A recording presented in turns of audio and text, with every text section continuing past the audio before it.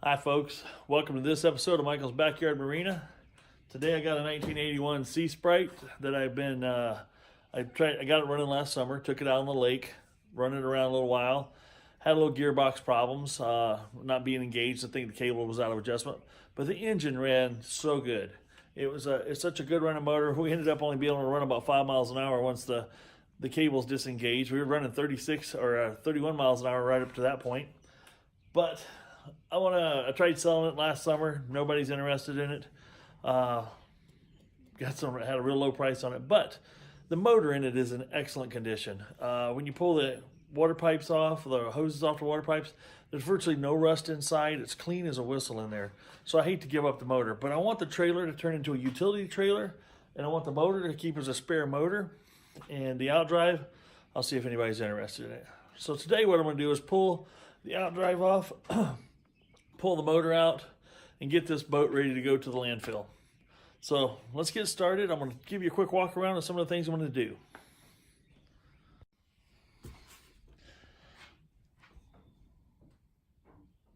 As I said, this is a really good motor. It runs really good. I rebuilt the carburetor last year. I put a new fuel pump, electric fuel pump on it. So this fuel pump here is no longer connected. The outdrive's in really good shape. I'm going to sell that, pull it off. So in order to get this outdrive unit off, we got to take this cover off. There's 2 bolts under here that takes a cap off. Do the same thing on the other side. The biggest pain about doing this is there's a cable that's hard to see that runs right up through here. It controls everything. It runs up through the housing and comes out over here on top of your, it's in your shift housing. It's running right back here. It's hard to see. It's right there.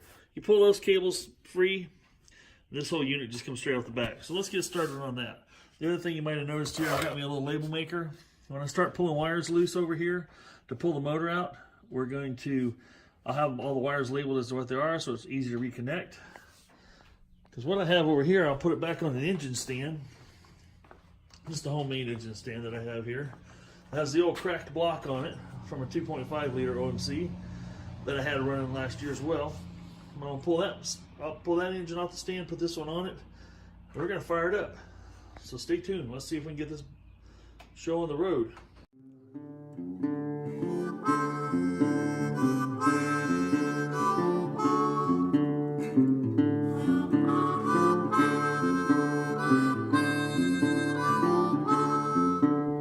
I'm still standing here, waiting for my honey.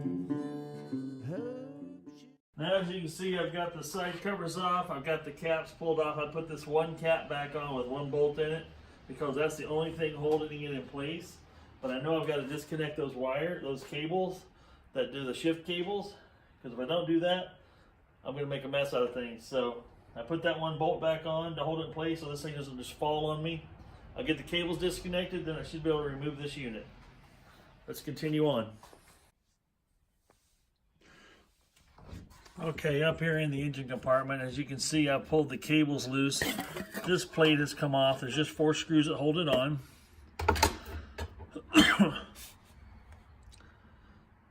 There are cables that ran through here. There's a push button piece back here. It's hard to see, but you push that in right here, and it'll release the cable and let it come out. And the cables are now free. So now what I'm going to do is go back to the outside and finish taking the outer unit off, the lower drive off. And what you can see now, so far I haven't used a cherry pick or anything. That lower unit is pretty heavy, but I do have it sitting on the skag. That's going to be a part I can work off of, so I can use that to slide it back off and then lay it over on its side to get it out of my way for now.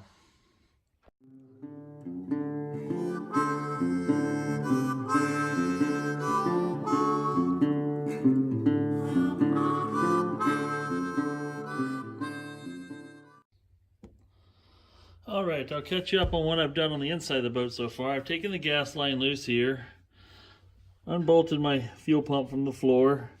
I've taken all the lag screws out of the floor, front and back, on both sides. And I'm really close to lifting the motor out now. There's not much to these. Let's go around the other side here. Try not to trip over the out drive. As you can see, I've got it disconnected here and here as well. So there's very little wiring connected to the motor itself.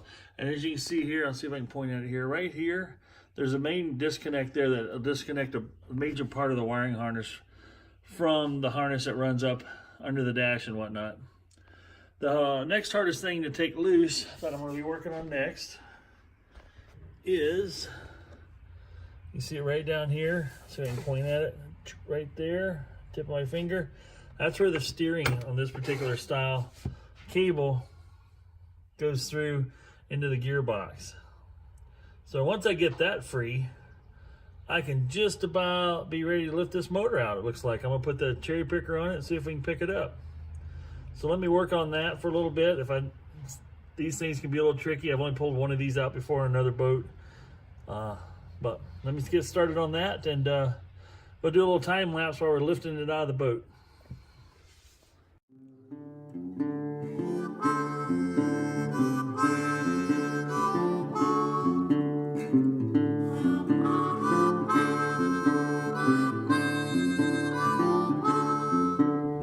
I'm still standing here, waiting for my honey. Hope she will come for having much fun, but she's not here, so I drink another beer to show it all away. Oh yeah,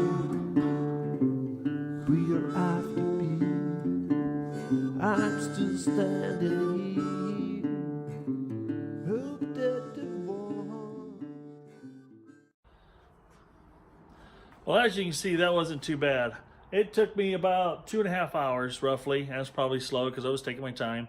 But about 2.5 hours to pull the back end off the boat, disconnect the wires, unbolt the motor mounts, and then lift it out of the boat. And actually, these motors and everything come apart and go back together relatively easy. It's not that bad. It's not a bad design. It's just one that never took off. It's heavy, cumbersome, and it's not as nice as the Alpha 1s and Alpha 2 drives that Mercury came out at the time. So, but the motor is basically, it's a Iron Duke. It's I think this one's a 3 liter. It's 140 horse because my other one's 120 horse. It's 2.5 liter. I'm pretty sure this is 140 horse, yes. And but it's a 3 liter motor, 4-banger. And but all the parts are basically Chevy parts, which is nice about it. The distributor, the fuel pump, the coils, all that stuff is readily available. That's what makes this kind of a motor somewhat desirable. So next step we're going to do is we're going to get this thing down on the motor mount, or down on my fake motor stand, or whatever, my roll around motor stand. And all I got to do is hook 12 volts up to it. I got another harness I'll plug into it. Should bring it back to life. I'll put the electric fuel pump on it, drop that hose into a gas tank, or just a gas can, to juice it up with some gas, and I bet you I can make this thing run again, and you guys can see it run. And like I said, this is available on my Facebook. If you want to buy it or are interested in it, let me know. Message me in my comments, let me know if it isn't already gone. I'll leave a comment in there as soon as it's sold. So, but it's just fun to mess with. I like to see it run. This thing sounds really cool when they're running out on the ground. Just water pumping through it, and it has a nice gurgly, deep throaty sound to it. But like I said, this is a good motor. I'm going to save it. If somebody doesn't buy it, I'm keeping it. Doesn't matter to me. It's just a great little motor. I wouldn't mind seeing if I could swap it out with my Mercruiser if my Mercruiser ever gives me any trouble, because another 20 horse can't hurt.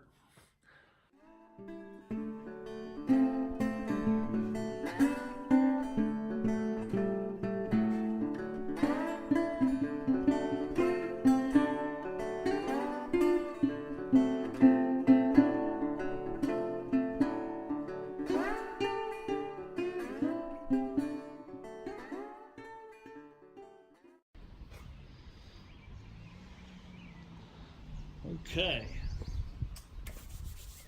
Winter slumber startup.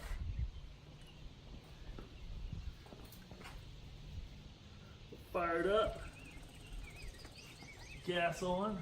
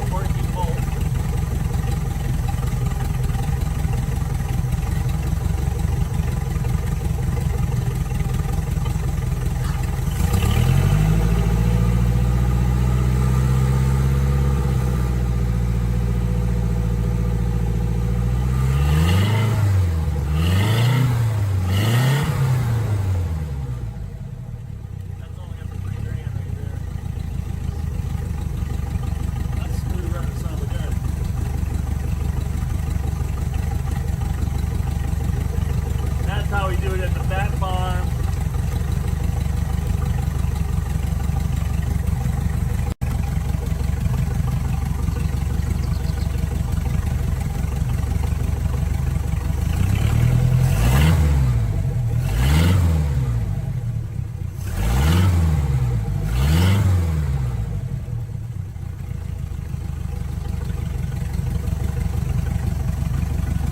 Thanks for watching, folks. If you like what you see, subscribe. I appreciate you watching. I like to do a little, how-to type videos here and there. That's my thing.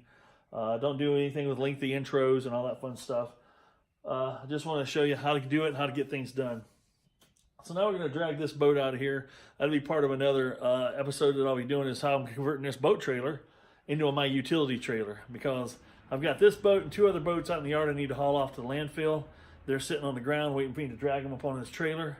Once I'm done doing that, I'll convert this into a utility trailer. So stay tuned for that, because I like the axle, I like the frame. It's nice and heavy.